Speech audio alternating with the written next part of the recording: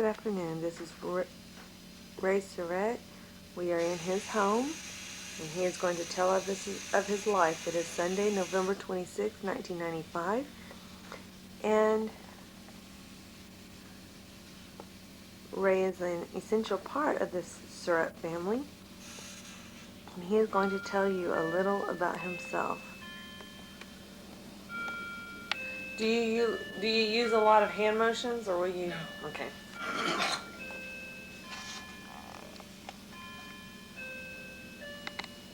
You may begin. The Surretts, as we know, there's three of them, John, David, and Obadiah, came from Ireland to North Carolina. And I don't know exact time when they came there, but all three of them had biblical names. How many of them were saved, I do not know. But out of the three, my great-grandfather was John, and his descendants scattered more so than they did from the David or Obadiah side. My grandfather first went to North Carolina, had married there and had one son. Then his wife and him separated later on when the boy was about 7 years old. My grandfather went out to western Missouri, and there's where he met my grandmother, Susan Summers. And Susan was I think half Cherokee. I'm not sure if it was a half or a quarter, but I think it was a half. And if that was the case, then that would make me 1/8. Then, after he married grandmother Susan, they had 14 children.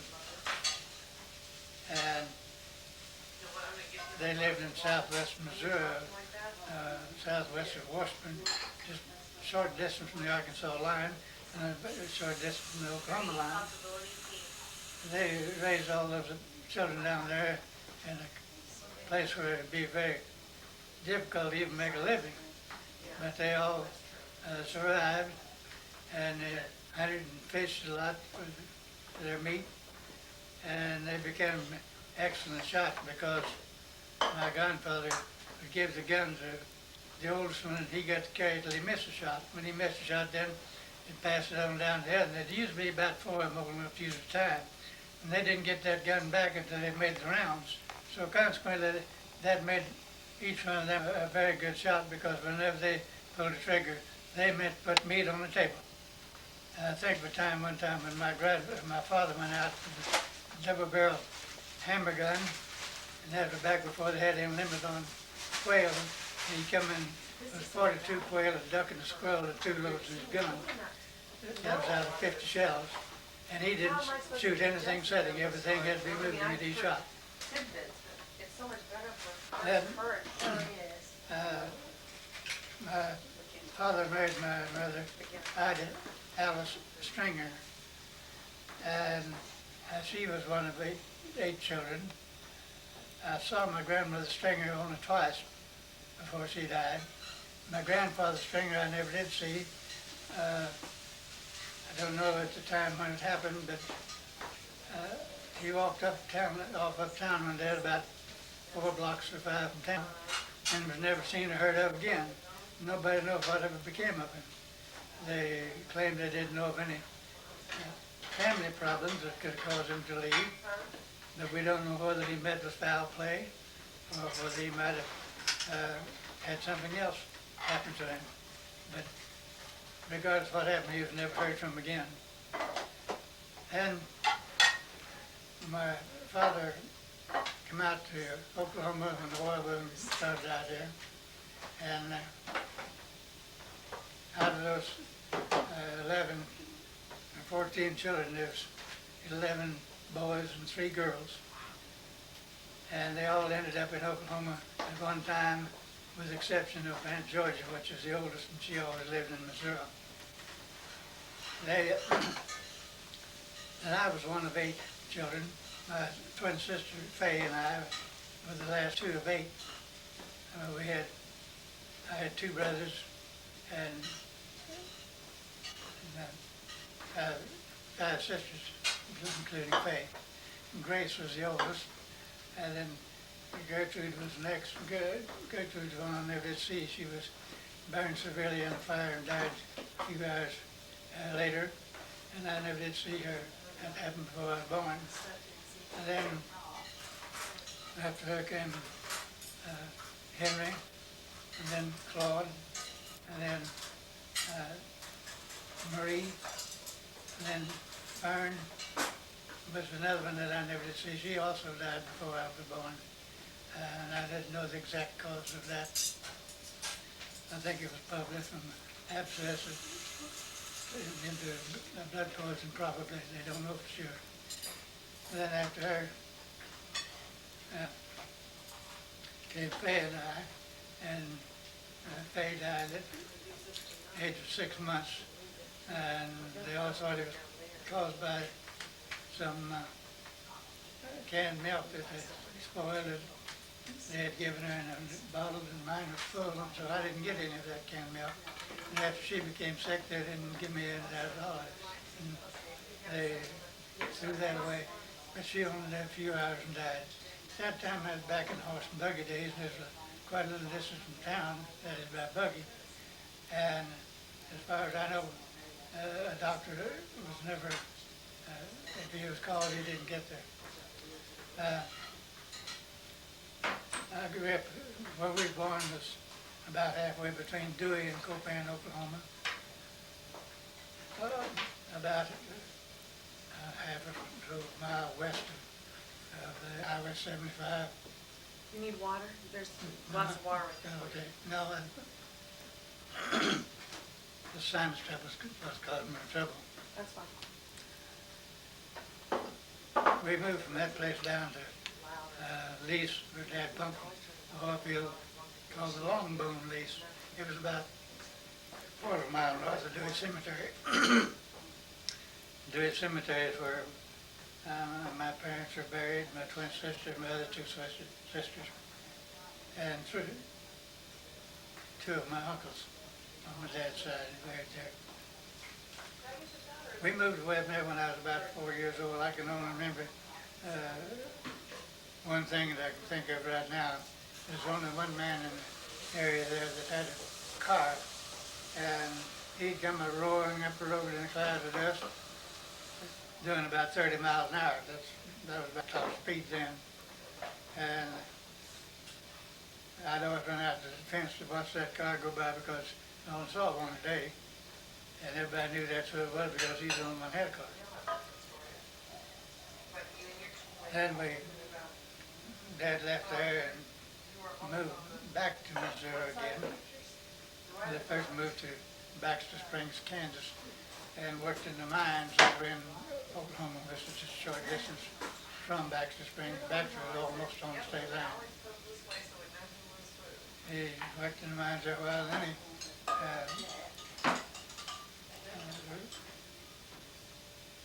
rented a farm out on close to the river on can't think of the name of the river right now.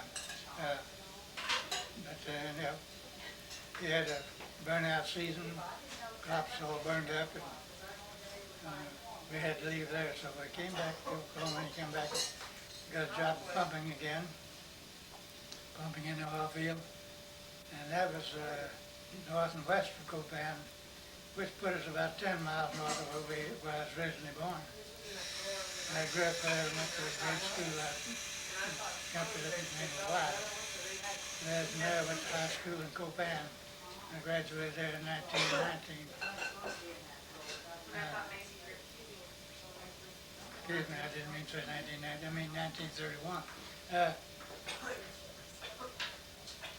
During that time I played a lot of baseball there in the school. That was a game that I loved. And I was captain of a team there in high school. And I also played the town team in Caney, Kansas, which was about 5 miles from where we lived. And I was 17 years old when I went playing there, and I played the next 3 years in Caney. And the last year I had a batting average of 360, which is considered pretty good. But actually 300 is considered good. So well about that. But 1929, the big financial crash came and we had the Depression. And the time I got out of school, you couldn't buy a job. And if you could even find one anywhere, it paid $1 a day. I worked in the wheat field a lot of times, 10 hours for $1 at my dinner. And I finally went into a CC camp and spent a year there, and from June and May and 33 until June 34. And I was discharged from there, and I just worked whatever I could get for the next year or two. I worked for a while on a construction job at the smelter in Bartlesville, and that paid a little bit better, but it was only a temporary job, and I finished up there. And again, I did odd jobs, whatever I could find, working for county roads, working on wheat harvest, or any other job that is available.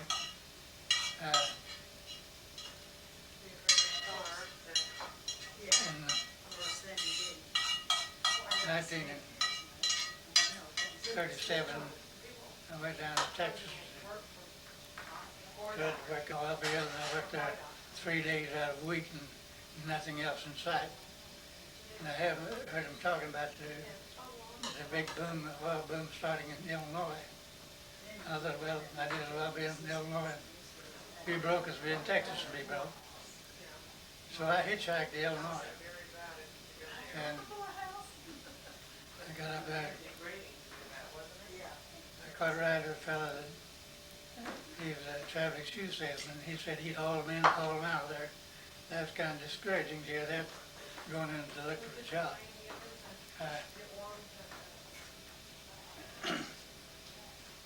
I got into Clay City and went into a restaurant, and the man ended up painting chairs. I asked him if he knew anything about the work. He said, well, not in there. He said, I wouldn't be here doing this. He said he'd been working out there and he just got laid off. That made it look worse. And he said, well, over at Noble, the next to the town 7 miles east, he said, there's some talk of me doing some work over there soon. So I got out and hitchhiked right over to Noble. And I got in there just shortly before 5 o'clock, and the superintendent of the field was standing out in front of the office there talking when I walked up and asked him for a job. And he listened to me a little bit and went over there working in the oil field, and I told him I had worked some in Oklahoma. I heard the type of wells we was working on was completely different, but as a person, it was a new thing all the way around. But he hired me, and I guess I was the first one that he hired. And by the end of that week, he had about 20 more men. And he sent me up to the doctor's office, had to have an examination, which the company paid for. And I just barely got that done in time to get back down there. And I went to work the next morning. That was on September the 30th, 1937. I worked long about January. It started raining. It didn't work the way up in March. And the ground got so muddy you couldn't move any drilling equipment in or out. So they just shut down the field, and everybody got laid off. I was off, I guess, about 6 weeks.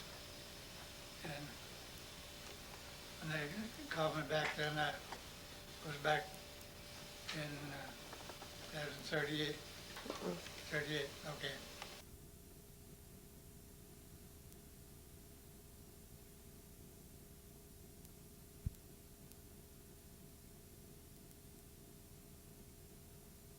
After I went back to work there, shortly after that, I met Ethel. First time I saw her, I decided she was for me. And so I pursued that interest until we were married in August in '38. We continued there working in the oil field, and the war broke out in '41, and I left there and went down to McAllister, Oklahoma, and worked in an ammunition depot dump for a while, and it rained so much down there that I didn't get to work but about one day a week, and I didn't have any place for Ethel and kids to stay down there, so went back, went to Peoria and went to work for R.G. Letourneau, and worked there until after the war was over. And it was during that time that I was classified as 2A, and they told me when I went to work to let them know if my classification ever changed. Well, I suppose they meant by that they wanted to look for a replacement for me, and they never did say. I got up to 1A, and I called them on the phone one day and told them about 1A, and they just said thank you and hung up.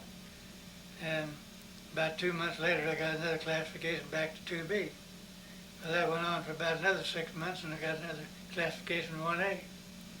So I called them up again and told them I was 1A, and they said okay and thank you and hung up. So I'm confident that they were never, were giving me deferment because of the job I had working in the heat treat was hard to fill. Not that a lot of people wouldn't do it, but they wouldn't do it because of the heat. It was a hot place to work, and the work was heavy, but I figured I could at least do that. I heat treated scraper blades for these big earth moving equipments. I also heat treated a lot of 3-inch shells for the artillery, and so I did this. All of it was done for the Army. The scrapers were made for the Army. Everything we made at that time was going to the Army, and I think that was the reason why they got me deferred. I never did ask for it, but they were going to give it to me. Well, after the war was over, and they began to catch up on their back orders, people began to get, some of them got laid off, and a lot of them are leaving for other jobs. I got thinking, well, it looked like I'd probably get laid off within the next year. By that time, all the jobs would be taken up. So I got a chance to take a job in a fruit processing plant in Peoria, and I quit and took that. It was supposed to be a permanent job. In about 60 days, they just closed that thing down and moved out of town to headquarters of New York. And so then I was without a job. But during the time that I was working for R.G. Letourneau, he was a very good Christian man, and he'd sit down in the plant once a week and have church services in the cafeteria. And I always went to that, and that coupled with the time that I went to church when I was in high school, I got under conviction and realized I need to be saved. And so Ethel and the boys had been going to church in Bethany Baptist in Peoria, which is about 4 blocks from where we live. And so I went down on Sunday night, January 6, 1946, I accepted Christ as my Savior. And from that time on, I was involved in some kind of church work, mostly in teaching Sunday school class. I taught some there in Peoria and also in Tulsa Baptist Temple after we came down here. And with the 25 years of teaching, I look back and see that 33 boys that I had sometime out of my Sunday school class went into the Lord's work. Of course, I can't take any credit for that, but it was a satisfaction to me to know that they did.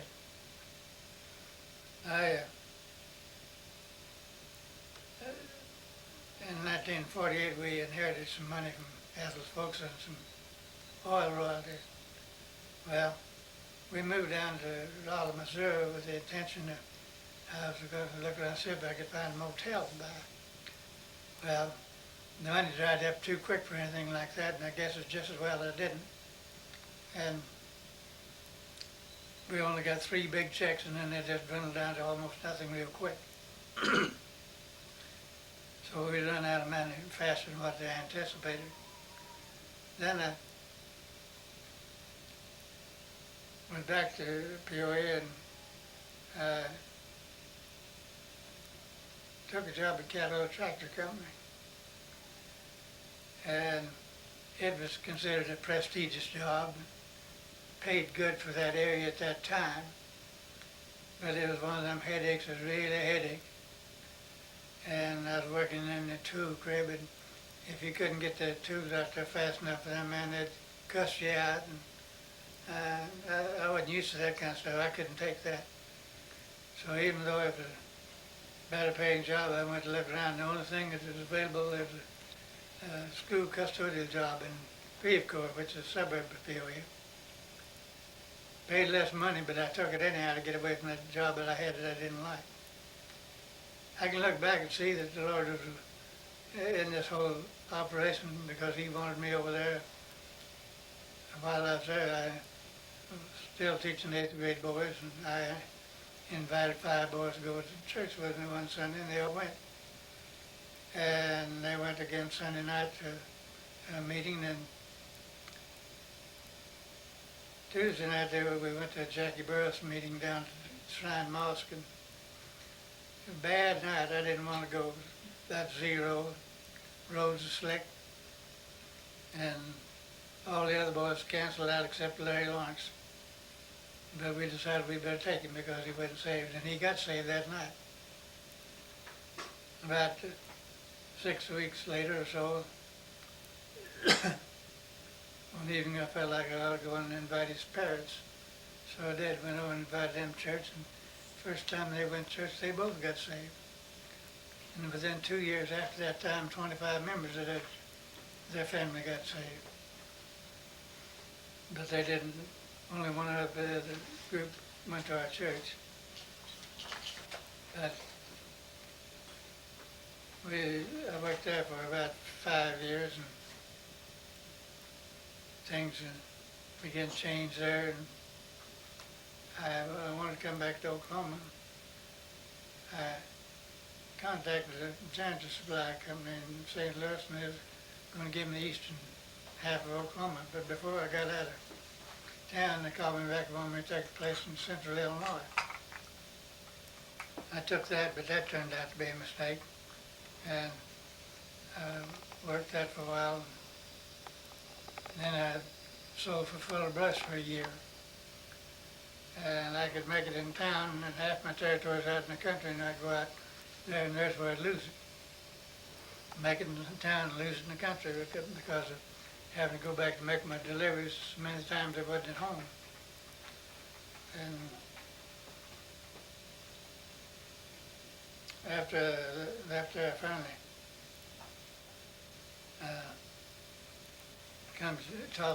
come down here with intention trying to go to work for American Airlines, and when I got here I found out they'd just laid off 200 men the Friday before. So I had a pretty good recommendation from my school when I left up there. And I went down to fill in the application at school here, and the man said, well, he didn't really have any openings in, but if I want to fill out an application, he'd take it. Well, I decided I couldn't wait on that, but I filled it out anyhow, and I gave him this application, this recommendation by the superintendent up there, and he read it over while I was filling out the application. And so he said, well, I don't know whether the man's coming out tomorrow or not, I heard, but you come in tomorrow afternoon and I'll let you know. When I went in the next day afternoon, he said, are you ready to go to work? I said, yeah, you can go to work this afternoon at Will Rogers High School. So I didn't lose any time there getting a job. And I worked in 5 different schools in the 20 years that I worked for the school there.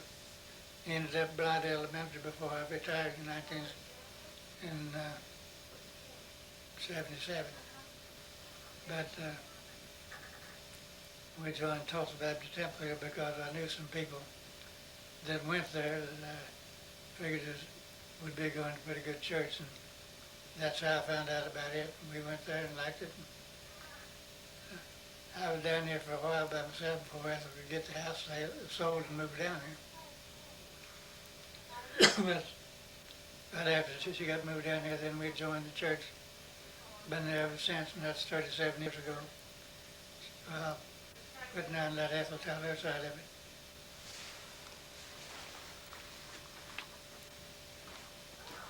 Andy. I forgot a while ago to tell, when I mentioned my grandfather getting married the first time, I said he went to North Carolina, but actually he went to Georgia. He was already in North Carolina because that's where he was born. About 20 miles out west of Asheville, out in the mountains. Beautiful out there where they live. I've been out there and seen that territory a couple of times. The other thing I wanted to mention that my dad was very strict in the things that he believed and what he taught us children. When I got old enough to start the school, he told me, he said, now, when you go out there, if you behave yourself, you won't get in any trouble. But he said, that teacher would rather get along with you than to fight with you. So he said, if you go up there and get in trouble, he said, I don't know who started it. So I knew better than come home and tell my dad that teacher did so-and-so to me, because that just wouldn't work.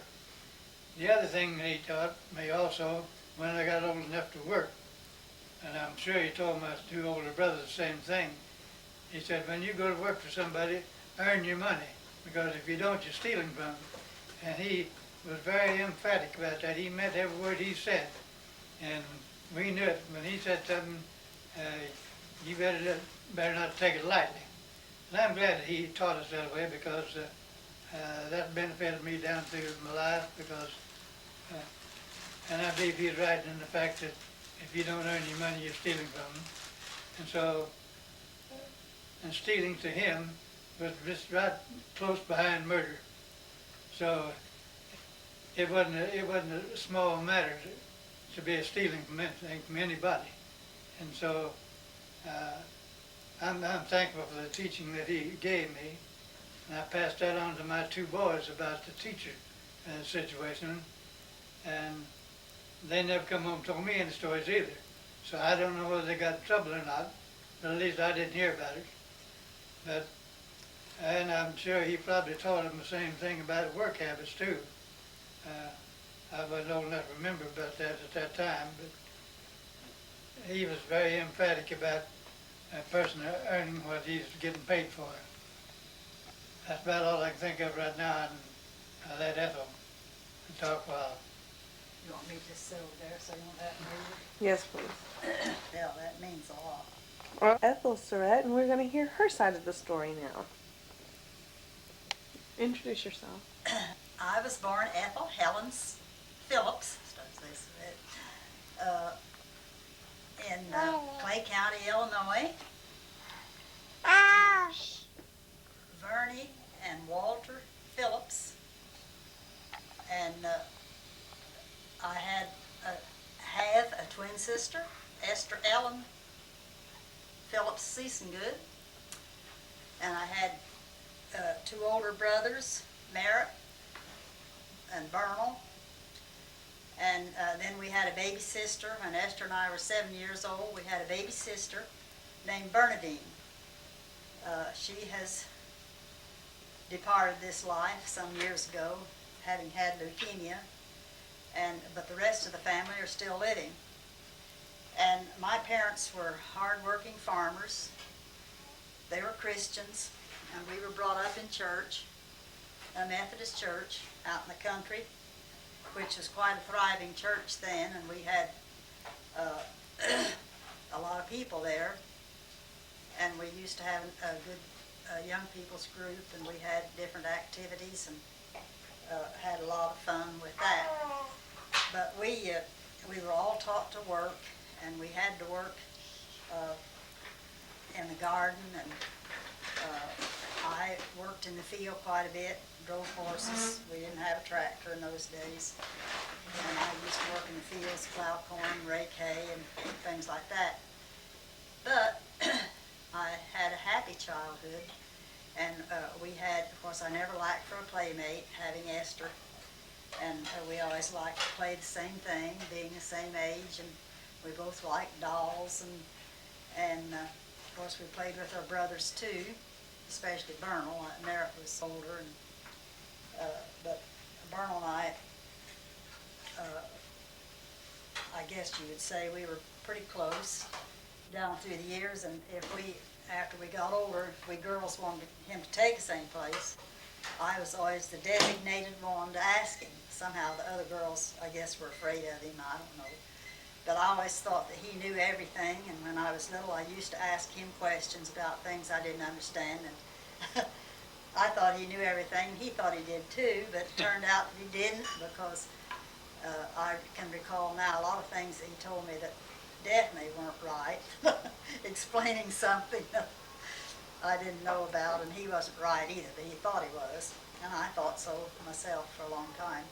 But anyway, we had a good time, and we didn't have much money, and of course back during the Depression, money was scarce, but we always had plenty to eat and plenty to wear. Our mother sewed for us until we were old enough to do a little of our own sewing, and we always had a garden and had plenty to eat.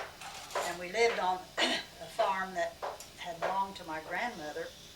I don't know much about my grandparents. Both my grandfathers and one of my grandmothers died years before I was born, so I know really almost nothing about them, except that both grandfathers were in the Civil War. Actually, my grandfather Runyon, which was my mother's father, I don't think was in combat, but he was in the service. And my grandfather Phillips was some kind of an officer, I don't know what, and he was wounded in battle once. But You told him what about me? My grandfather.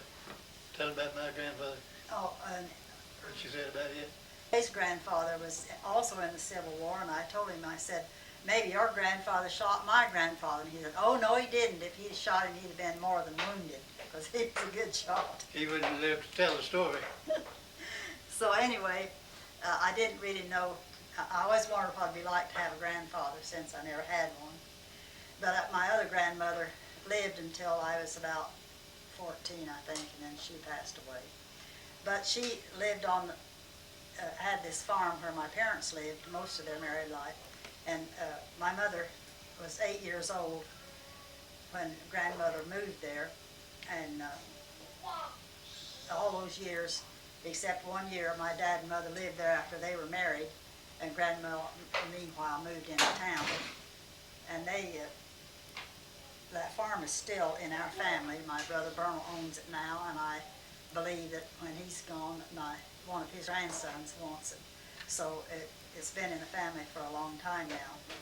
And to me, it's still home. It's very different than it was when I lived there, because Bernal's done a lot of improvements to it. And but it's still the home place, and I'm glad that it's still in the family.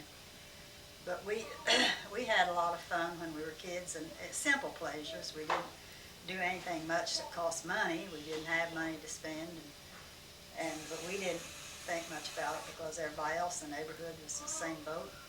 And we had friends, girlfriends, and groups that we met with, often just to go to somebody's house, and boys and girls both. Or we had skating parties in the wintertime. Of course, this was in Illinois, and it was cold, and the ponds and creeks would freeze hard enough that we could ice skate. And we used to go get on the telephone and call all the young people in the neighborhood and tell them we were going to have a skating party at such a place. And people would gather there. When you got on one line, everybody hurried.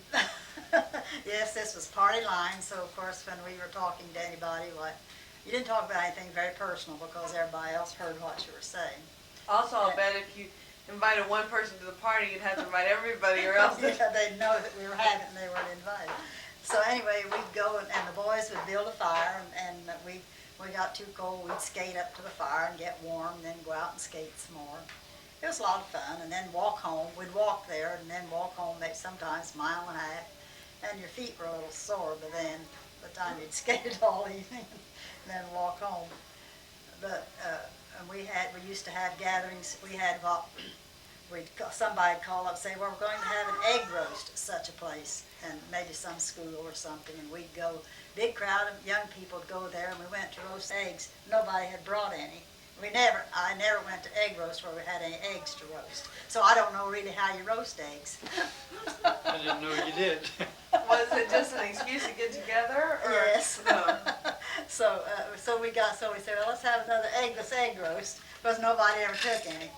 And we just did things like that, and go visit some of our friends, and somehow there was one home where Esther and I had a good girlfriend, and all the young people liked to go to her house, and her parents were a lot of fun, and we'd go there, and just automatically on Sunday afternoon, without any arrangement, it'd be a gang of kids there, both boys and girls, and we just sat around and talk, and then usually her mother'd go pop us some corn or something, and just do things like that. We didn't very often have Sunday night church.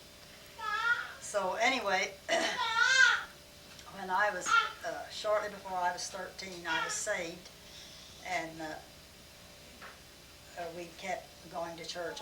When Sunday morning came, we didn't say, well, unless the roads were bad or something. We had dirt roads then, and in the winter you couldn't drive your car. Sometimes we often walked, and but we didn't say, well, shall we go to church? Everybody just get up and start getting ready for church. So that was the way I was brought up. And then our family was a family of readers. We'd sit around and read in the evenings, the whole family, and usually it'd be very quiet, no noise.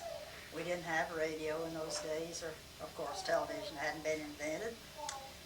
And we would just sit and everybody would be reading. Sometimes we'd pick out nuts in the evening, but we didn't have pecans. We had hickory nuts and black walnuts, which had to be cracked with a hammer, so you had to do that outside the house sometime during the day. And if somebody had some nuts cracked, we'd sit around and pick out nuts, or maybe once in a while we'd quilt in the evening. Our mother taught us to piece quilts and to quilt, and so we always found something to do like that, or mostly we just read in the evenings. And her dad and mom and all the kids would be sitting around reading. That was our recreation. And of course we had to go to bed early in those days. We didn't stay up late like we do now. And we got up early in the wintertime, I guess always before daylight. And Mom would come and wake me, and then I would have to have the hard task of getting Esther out of bed. And she was hard to wake up, didn't want to get up. And when we learned to cook, most things Mom taught me to cook, and then I had to teach Esther. And I remember it took both of us combined to ever get her to make decent pie crust.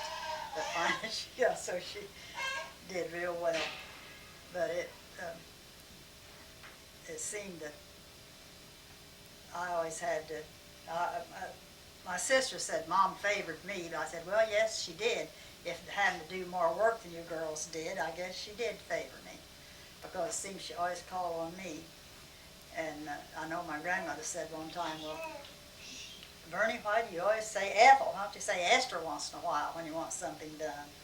And Mom said, well, she's more likely to get up and do it right away. So, were you the oldest of the twins? No, Esther was oldest, 9 minutes. But anyway, speaking of my grandmother, she was, she wasn't completely deaf, but she almost was, and it was very difficult to talk to her. And I never felt like I was real close to my grandmother, and she used to come and visit us and stay several days. But when we talked to her, we had to just shout, and it wasn't very easy to carry on a conversation. So I can't remember that she paid a whole lot of attention to us we kids, but she was a nice lady, and I guess had been beautiful in her day. She was a nice looking woman, as I remember. But we just didn't feel close to her like I've always felt to my grandchildren. But anyhow, well, to get on, and then a little further down the line, as Ray told you, in 1938 we met and married, and we lived in Alma, Illinois. Our first residence was a very crummy, well, the apartment wasn't so crummy except the mice had free range. They galloped around everywhere. I actually saw one get caught in a trap one night. It just ran right into the trap while I was watching it. But anyhow, we didn't stay there very long, and then we went into another apartment. It didn't have a mouse problem, but it wasn't nice either. So then finally we rented a house and bought our first furniture. We'd been married about 6 months, I guess, when this happened. And I was thrilled to have a house, and we had a garden. And of course, by that time I was pregnant and worked in the garden up till almost the time when David Ray Surrett was born, July 22nd, 1939. Where at? In Alma, Illinois, in the house, at the home where we lived. And he was such a beautiful baby, and I was so thrilled that at last I had a good husband and a baby. And of course I was 25 years old when we got married, so I'm 26 when David was born. But anyhow, he was a delight, though he had colic for a while, and it caused some problems. But How big was he? That. He weighed 6.5 pounds. How long were you in labor? Oh, about 10 hours. Not bad. Anyway, I was so proud of him, and when we took him out anywhere, people remarked about how cute he was, and he attracted a lot of attention. And after a while, when he got a little older, he realized that he did. Would sort of strut around. But and then in 1942, Chuck was born. Charles Lee Surrett, we called him Chucky, and then later Chuck, still call him that. But anyhow, I enjoyed our children very much, and Oh, you got to talk about Chuck too. yes, Chuck was a cute little boy, but he was hard to take care of. Very lively, and walked at a young age, and climbed and fell. Stay up on 16-foot signboards. Yes, when he was just a very few years old, one of my neighbors came in and said, "Ethel, do you know where your baby is?" And I think he was 3 maybe, I don't know. And he was way up on top of a signboard out across the A regular street. sign? Oh, way up Yeah, high. big billboard. Billboard, and he was up there. And of course I couldn't begin to reach him. And Ray was up at my brother's. We lived a block apart. We lived in Peoria when this happened.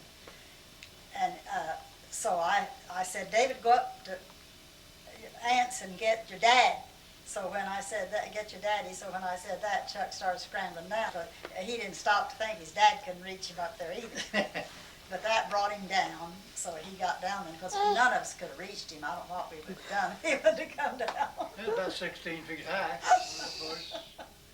So, anyway. Tell how you kept them in the yard. Well, we had a little harness, Mackie Long, me and my sister-in-law, and I had to tie him up to a big tree in the backyard because we didn't have a fence in the yard. It was a busy street, and he would run out the street. So rather than to keep him shut up in the house all the time, or stay out there with him, which I didn't have time to do, I just put this harness on him and tie him up to the tree. Well, he'd cry I'd go in the house and look out the window at him, and he'd cry for a while, and then pretty soon he'd quit and just play contentedly. But I felt rather mean, but it was really the only way I could keep him from getting hurt.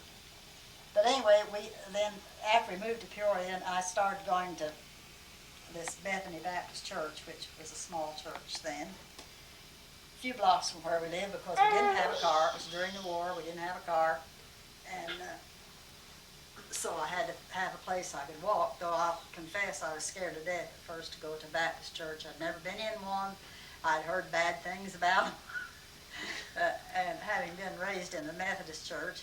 But I went, the day I took David, he was about 3, I guess, and I took him and left Chucky at home with his daddy.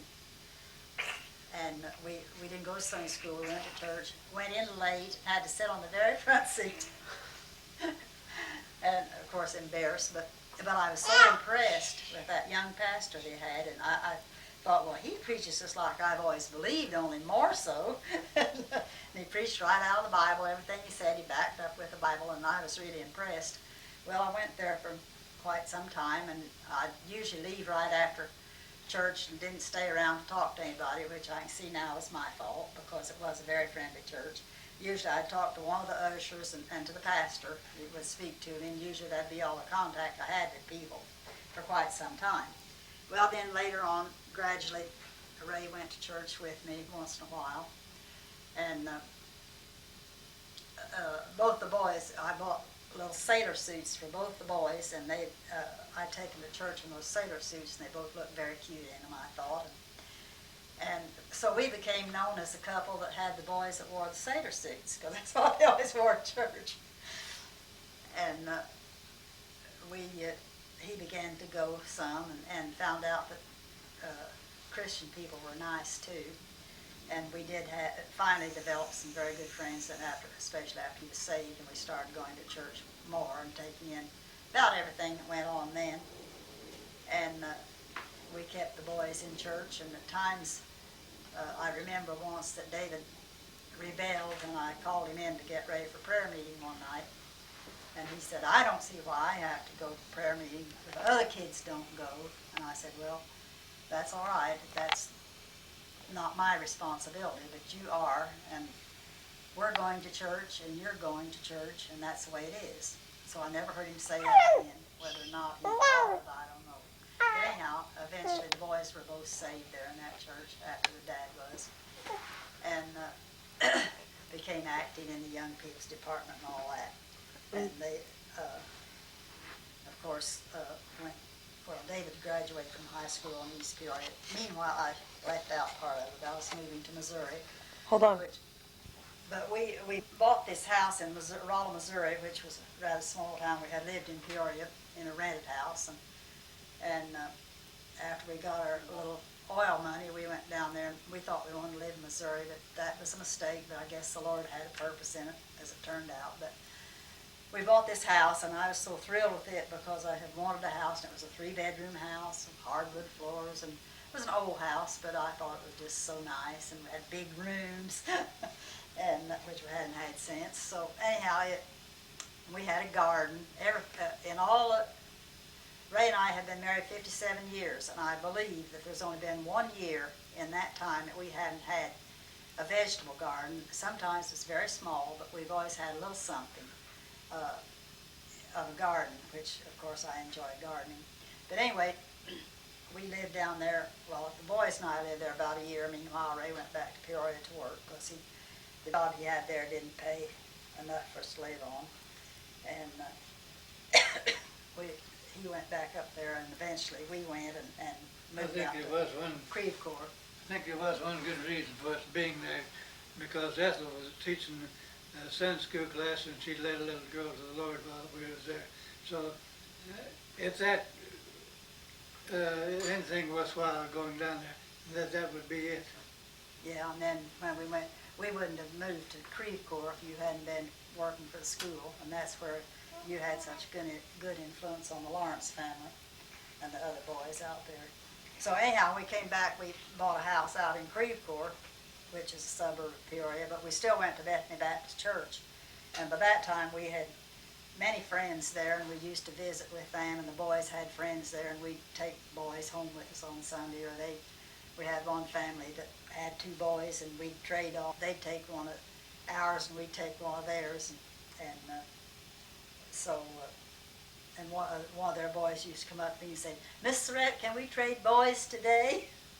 So we did that quite a bit, and we had the preacher and his wife there, but this time we had a new preacher, a young preacher again, and we used to entertain quite a bit there, or Sunday night after church we did quite a bit of that, or we'd go to somebody's house, or somebody come to our house, and we had coffee and donuts. That was what our friends in Creve Coeur always had. So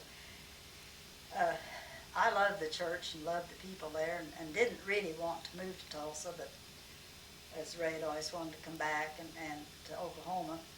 And I said, well, if we moved to Oklahoma, I wouldn't mind living in Tulsa. We had visited here, and I thought Tulsa was a pretty nice town, so he said, well, we could. So, and he wanted to come the year when David had one more year of high school, and David had his heart set on graduating there, where he'd gone to high school, which I didn't blame him.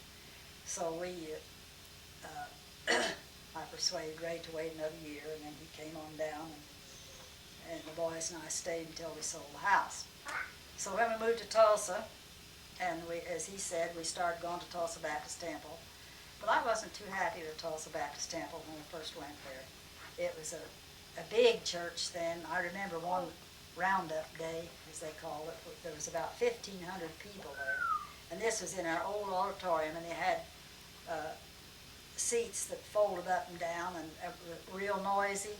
And the people were noisy, and it was so confusing and so different than our quiet church in Peoria that I sometimes didn't like it too well until I learned that I had to sit up closer. We were sit pretty well in the back, and I finally moved up the front where I could see and hear what was going on, so then it wasn't so bad. I always liked the services and the sermon, but it just seemed that the people were so, and they talked and carried on and everything during church. And I didn't like that part. But anyhow, we finally joined after several months. I wasn't ready to at first. And of course now I really like it, and we have many friends there. So it's, our marriage has had some ups and downs. That was where David was called into the Well, yes, and Chuck too. ministry. Both of our boys were called into the ministry at Tulsa Baptist Temple. And David, and he married Wilma Dunn, and they've been married, and they've been in Peru for 23 years. 23 years as missionaries. And Chuck was married first. He went to Pillsbury College, and he married Roseanne Van Pelt from Cedar Rapids, and he's also in the ministry. And we have. We're very fortunate to have the daughter-in-laws that we have, because there's never been any conflict in the family of any kind at any time. So we praise the Lord for that, because they are wonderful daughter-in-laws. They're just Daughters-in-law. the two daughters that we never had, and we love them very much. And we have 7 grandchildren and 5 great-grandchildren, which are all precious, and we don't get to see any of them very often, but we managed to keep in contact with them. And of course, the telephone's a wonderful invention. And we can All talk the on the phone. grandchildren are saved too. That's Yes, an all the important thing. grandchildren are saved, and one of the great-grandchildren, he's only 5 years old, so the others are younger, so we hope, pray that they all will be eventually. We're confident that they will, because of the teaching and the raising that they're having at home, because their mothers are doing a wonderful job of raising those children. And instead of teaching them fairy stories, they teach them Bible stories. So Tell me about what you told the boys before they got married. Oh, yes. Before either of our boys were married, I told them, I said, now, if you boys, if you get married and if you're divorced, you can't come home to live. And I said, if you ever have trouble with your wife, I'll be on the wife's side. So don't think that you can marry somebody and divorce them, then come back home to live, because you won't be welcome. I believe they took it to heart. We haven't heard anything about any divorce procedures anyhow. Thank God, no. So, anyway, I don't know much more, but we are now in our 80s. Ray is 83, I'm 82, and I'm, I guess, in pretty good health, and we still work in the church, not quite as much as we did. He's been a deacon for many years, was in Peoria and here too, and we still have a few duties along that line. And I taught Sunday school for years too. I haven't now for about 7 years, but I probably altogether in my life, I imagine I've taught 30 years, because I taught more than he did. After I quit teaching Sunday school, then I started going down and visiting in the nursing homes there, and I've had the pleasure of leading one lady to the Lord there that died shortly after that. So she's been in heaven now for a good many years. She had been a member of the church and thought just because she was a member, that automatically gave her a place in heaven. And I asked her if she'd ever been saved, and she said, well, she didn't know, she hoped so. And I told her, I said, well, if I ask you, are you married, would you say, I hope so? And she began to get the point then that there's a little bit more to it. I said, well, being saved is like being married. I said, in both situations you make a commitment. When you got married, you made a commitment to your husband. And she understood that. Then I said, when you got saved, you have to make a commitment to the Lord. I said, have you ever made that? She said, no. And so that day, I went through the plan of salvation with her, and she accepted Christ. One other thing that I wanted to mention about my mother that I forgot, my mother was a very quiet. Hey, Grandpa. I don't know where I put off at exactly there, but I want to talk about my mother. Being a person who didn't talk very much, well, she couldn't say something good about you. She just didn't say anything. So consequently, she talked very little. But she belonged to the Church of God, but as long as I can remember, she never did get a chance to go to church. But she was a good, strong believer, I'm sure of that. And I don't know if anything she ever did to violate any biblical principles that I know of. That's all I can think of now.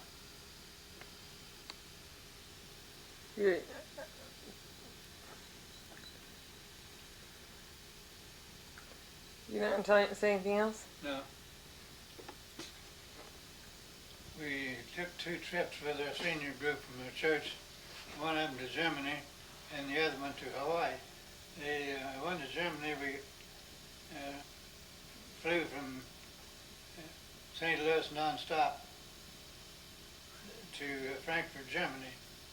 And we got over there, and then we took buses, tours of Germany, the southern part of it, and Austria and Switzerland. And we saw some of the castles over there that had been built many years ago, and fantastic how they could build that stuff as high as those were built. And as far as I know, they didn't have any machinery at that time to lift any blocks up high, but they had them there anyhow. And it was a beautiful place, especially in Switzerland and the Swiss Alps. The snow-capped in the time we was there, but down in the valley it was nice down there and green, and we really enjoyed that trip quite a little bit. We was at Lucerne, Switzerland, and that was a very pretty town. They had a bridge across the river there. On every section of that bridge they had a painting on it. And after we had left there, we found out that they had a fire and burned that bridge down. How you get a fire to burn a bridge down across the river, I don't know, but that one did. And they were going to rebuild it, but that probably means that those paintings probably would not be redone. However, I don't know, but probably whoever painted that many years ago is probably not even living today. Then we took the other trip to Hawaii, and the day we left there, we flew out of San Francisco about 3 hours before they had that big earthquake out there in '89 when they had so much damage done to the city of Hawaii, San Francisco. And that was a good trip. We toured that on buses, and we went out to a place where in the harbor, in Pearl Harbor, where the Japanese sank all those boats on December the 7th, Pearl Harbor Day. And that was an interesting thing to see. We was on a place that got built out over one of these boats that was sank there in the harbor. And just a little bit of the smokestack sticks up out in the water, just a very little bit of it. And this building things built out over across the boat where you can go out there on motorboats and tour the thing, and there's a lot in there to see about the soldiers that died on that. There was 2,600 of them on that one boat that went down there. That's quite a loss on one place. We went to 2 different islands, and its scenery is beautiful, and they had a lot of souvenir stuff there to buy, but it's all owned by Japanese. They've been in even after Pearl Harbor. They bought up the land, bought up the businesses, and so they own about 9/10 of the businesses in Hawaii. I can't think of anything else of any interest in that.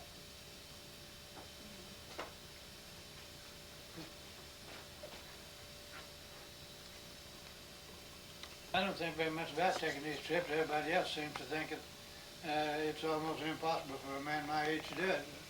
It don't seem like any big deal to me. You just get in the car and sit down and drive just like anybody else do. You just sit there and guide, and you don't do any extra work to it any more than you would be doing any other time. So I don't find it difficult to drive. I just took a trip here about a month ago, about 3 weeks ago. We went to Illinois and visited Ethel's twin sister and her 2 brothers. Then from there we went across to Indiana, across Kentucky, and over into Tennessee, and there into North Carolina, and visited Chuck for 4 days. After we left there, we crossed South Carolina, across Georgia, across Alabama, across Mississippi, across Arkansas, over to Paris, Texas, and there back home. All told, we was in 13 states, and I drove 2,500 miles. But a lot of people in the church just couldn't hardly believe that a man my age could do that. But I don't find it a problem, not yet anyhow. And as long as I can, I'm going to continue to do it.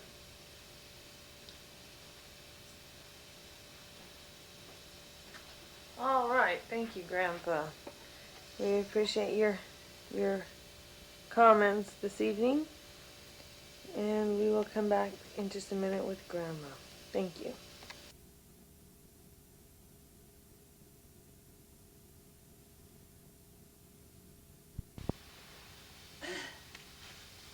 Ready? Yeah, it's gone. This Ethel Surrett again, some remarks I forgot to make. One in regard to our sons. David lived at home until he was 27, and I enjoyed having him there. He was very considerate and very helpful. And if he's going to be late for home from work, he'd always tell me or call me from work, and which I appreciated. And he worked away. He graduated from Tulsa University, and then he worked.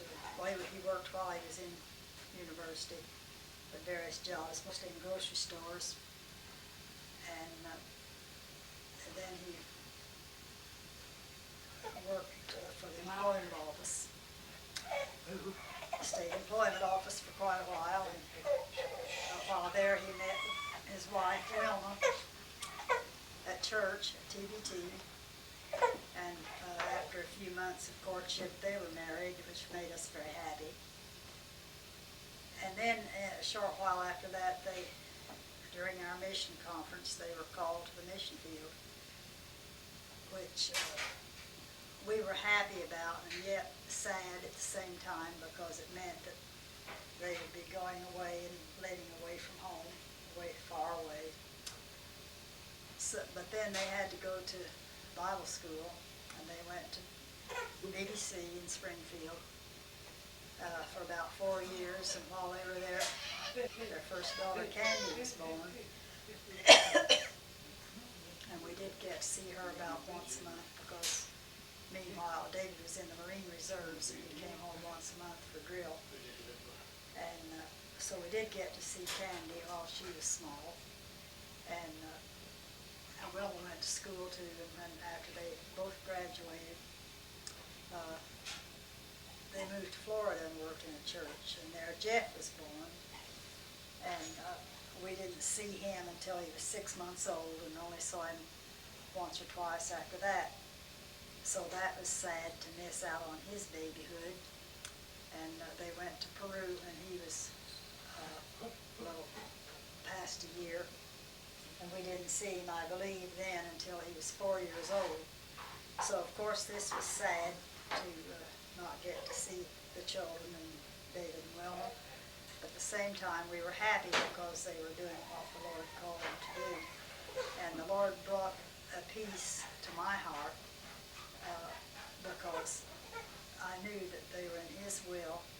And although I missed them and longed to see them, yet it wasn't really as hard as I thought it would be because the Lord gave me grace to stand it. And Wilma was very faithful to ride, and we heard from her often, and she sent pictures of their house. I believe just about every room she sent pictures of, so we could visualize where they lived and the beautiful grounds and everything where they lived. So this helped tremendously. And David wrote occasionally, but he at that time was never a letter writer, so she did most of the writing. Well, eventually we got to go over there, and so this helped a lot when we saw where they really lived and could visualize what was going on. And but Chuck was called to the ministry while he was still in high school, so he went away to Pillsbury College, and where he studied for 4 years. And of course we missed him when he left, and he didn't get home very much after that, just once in a while for holidays and not always then. And there he met and married Roseanne, and they had 5 children. And we didn't get to see them very often either. But for a while, they did live in Tulsa for about 2.5 years while Chuck was youth pastor at TBT. And we saw Brian and Doug frequently, and Susie was born in Tulsa, and we got to see her until she was about 1.5 years old. And so that was good that we got to have some time with them. Then they moved away.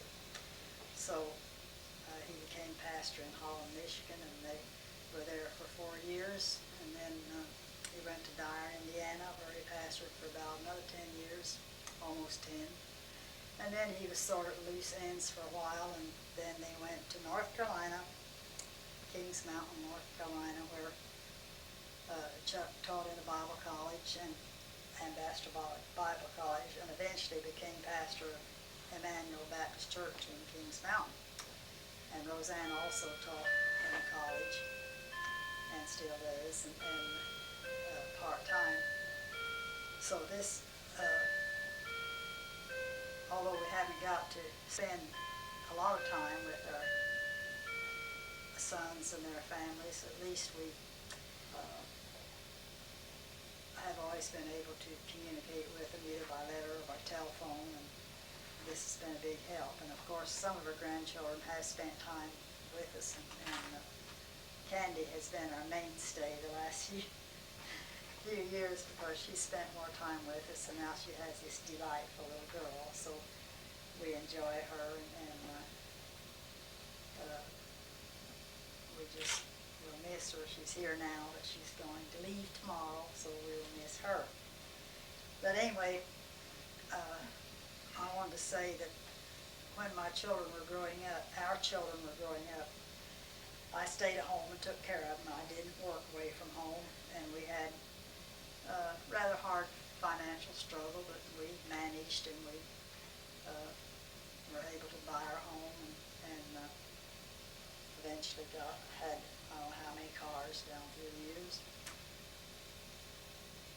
But for almost 12 years, I cleaned houses in Tulsa and some beautiful homes, in which I really enjoyed it and had some nice ladies to work for. But then I grew tired of that and went to work for the school system as a custodian, and for almost 9 years I worked at Skelly School. That's the only one where I worked, except after I retired I worked in another one for about 7 weeks as a substitute.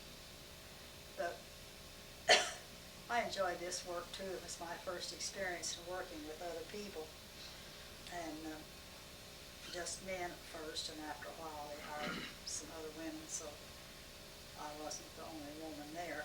But it was quite an experience, and a little monotonous, but yet I enjoyed it, and we had vacations and good benefits, and insurance and all this, and vacations. Excuse me. So I worked until I was 65 and a little past, and finished out the school year. And meanwhile, Ray had retired a year before I did, so after that, we had time to, or thought we had lots of time. It seemed now that we're busier than we ever were. Wow, we had time to work. But we are involved in several things at church, and one thing that we enjoy is our teenager program, which is for senior citizens, and Brother Ed Clark is our director. And we have meetings usually twice a month, and take trips, and some little local trip once a month if we want to go. We don't always go, but and they've taken some trips to faraway places, and we've gone on a couple, once to Europe and once to Hawaii. So we've had time to enjoy things like that and to travel. We've driven many miles over the United States, and we've been in just about every state in the Union. And of course, some of this was during our working years. We always took vacations whether we could afford it or not. Most of the time we couldn't, but we went anyway. And the United States is a beautiful place, and so are some of the foreign countries we've visited. So we've had a good life, and of course we realize we're drawing near the close of our lives, but maybe the Lord will come and we'll all go together. So that's about all I want to say right now. So Tell about your hobbies of pecans, and tell about your quotes for each one. Oh, well, Gang wants me to tell some more. So one thing we enjoy is pecan hunting, and we usually go every fall and enjoy the beautiful weather in the parks, and the exercise of picking up pecans, and we even got a picture in a little local paper picking up pecans this past week, so now we're quite famous. What's your average weight every year? My weight. Well, I think so far this year we had about 50 pounds. I don't know exactly, my scales don't weigh too accurately. With 15 pounds of this candy brought from her Aunt Ramona's. So we crack them and put them in the freezer and give many of them away, and use them for various things, fruit cake and cookies, and I use them in my cereal, which I make. I guess I use more that way than the other way. And I make quilts. I've made, since I retired, I believe I have made about a dozen, something like that. And I made one for each of my grandchildren, and for one daughter-in-law I've already made. And I have one started for myself, and I'll have lots of material given to me, so I'll probably, as long as I'm able, just keep on quilting. You're not on there, Grandpa, so hold on, and I'll try to get it, and we can rewind it to this part. So hold on. I can't get on there right. I can just see what I go see. Can he sit here where I am and be in line? Yeah. That's why they give me that little, that's a lot of, I'm just. Oh, hold on. You just have to wait, Jesse.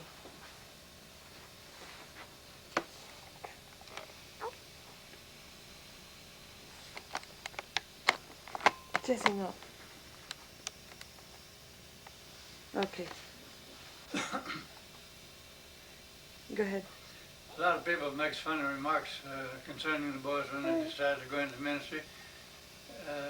Especially the unsaved, they just don't understand how that works at all. They think that Dave will down and put on a contract and that he'd just go down there and finish up his contract and be done and come back. And another man made a remark, said, well, did he have to go clear out of the country to get to church? In other words, in his opinion, he must have been an awful poor preacher who couldn't get to church in the whole United States. Well, he didn't try to get in here because he was called down there. And so you have to go where you're called. And so, but the general public just don't understand that at all. And one man made a remark when he found out Chuck was going into the ministry. He said, well, couldn't he make any money in that? I said, well, I don't know how much money he can make in it. I said, that's not the main reason why he went into it. I said, maybe he could make more somewhere else, and maybe he couldn't. The Lord might not allow him to make more. And so, again, he was like David. Neither one of them looked for any other job. They weren't concerned about working somewhere else or how much money they was going to make. They was only concerned about doing God's will and doing what he called them to do. And so they're both content with what they're doing, and what anybody else thinks about it don't matter. You true? Yeah, me too. Okay. You want to talk, Candy, or say something? I think y'all need to say something as a joint couple, like a good final statement, a closing statement. It's good in. There we go. Not you, Jesse. Okay. A closing statement of the two of you. Like what? Well, we've been asked to make this recording for our posterity. Whether or not it will be of interest to anybody down the line remains to be seen, but we've been asked to do this, so this is why we're doing it, not that we want to put ourselves in the limelight. Well, we appreciate it very much. You want to say anything?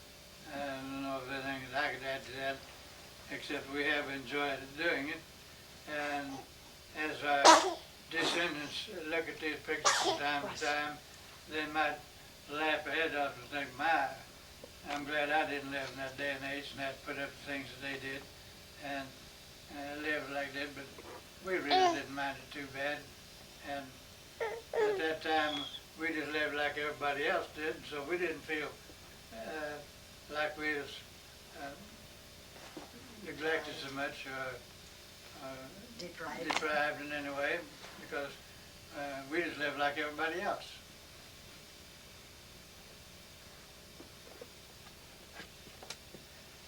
My dad always made average or better wages, even with the other oil field workers of his type of work. And he was always just a little bit ahead of the other people in the community on his pay scale. And so we never thought anything about it. But that pay then compared to what pay is now, it would be nothing.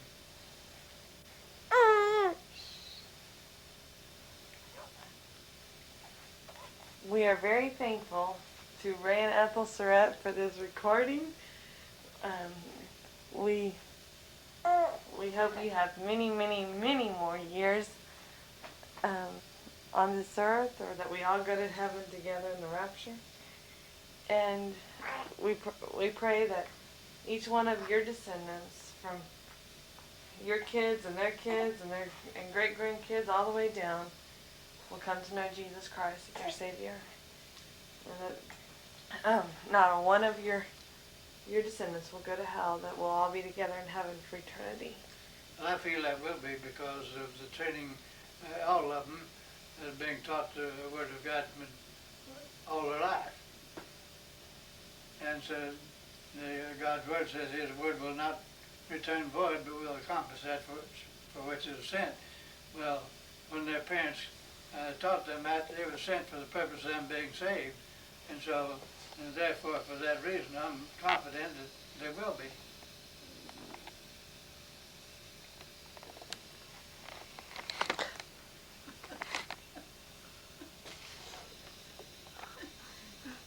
Well, thank you very much for this interview and these comments, and we love you very much. God bless you.